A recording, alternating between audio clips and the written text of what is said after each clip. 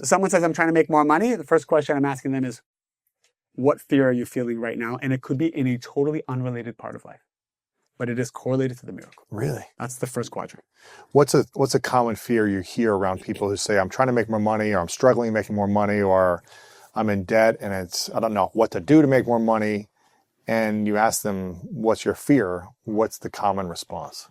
I would say the most common fear and or quality that comes up for people when they're trying to manifest a miracle is doubt. They doubt themselves. They doubt themselves.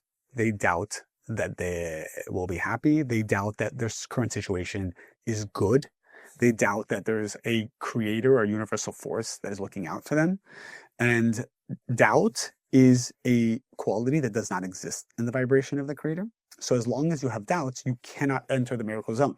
Like imagine there's a gate and there's a guard at the gate, and only people who have certainty can walk in.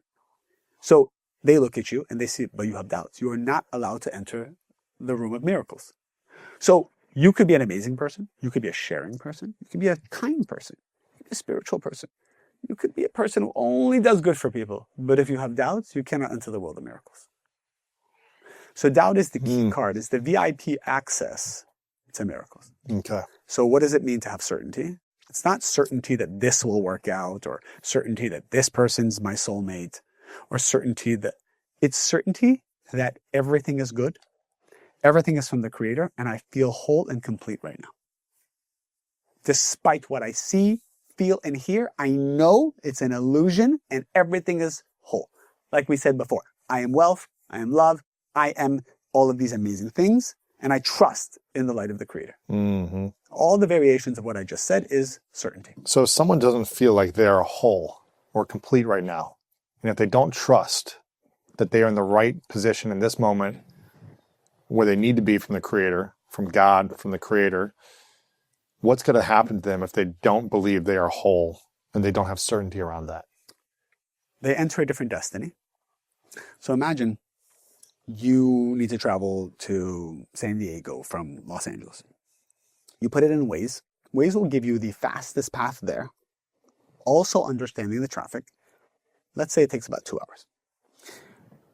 This is the path of miracles. The most direct. That would be a miracle to get to San Diego in 2 hours. 2 hours. Okay. So let's give it 3. So let's get there in 3 hours. This would be akin to the path of miracles in our lives, which is the most direct path. Mm-hmm. If I decide to have doubts, literally I'm reprogramming the GPS to take a very long route and to go through a lot of windy streets. Mm-hmm. And eventually I get to San Diego in 19 hours.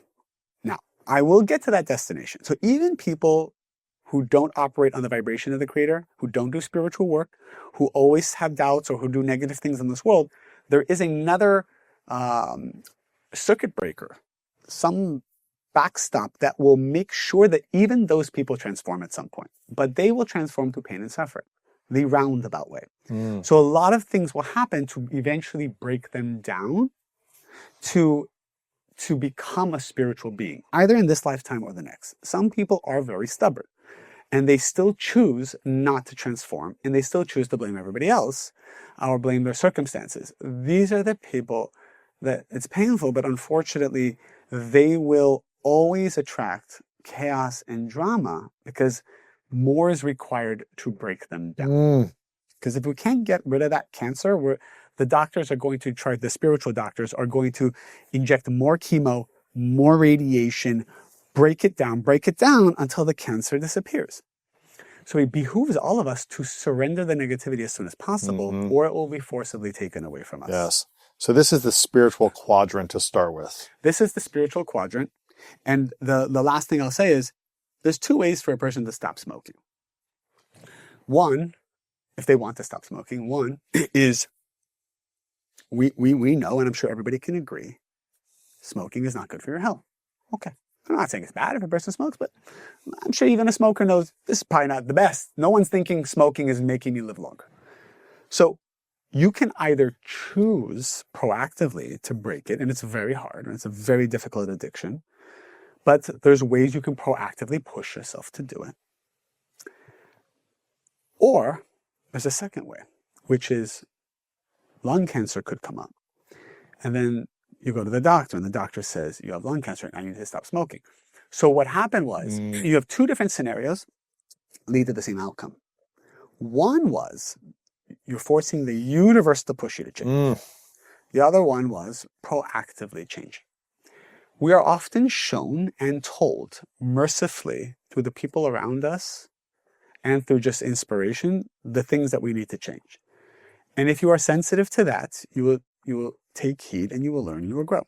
Oftentimes the people closest to us, especially immediate family, the Creator is telling them to tell you or to awaken in you what you need to change. Yes. If we ignore them, or we say it's their problem, or we say, I don't like the way you're telling me, I don't like your tone, or you got trauma, this is your issue, even if all that's true, you're still missing the fact that the Creator is trying to tell you in a very merciful way. Even if the messenger is not a good person, still a messenger. Yeah. If your ex tells you something really bad about you that you don't agree with, but it feels painful, it means there's truth there. So take maybe 5% of you is like that. If your ex says you're a horrible person or a narcissist, and you're like, I'm not a narcissist, but it bothers you.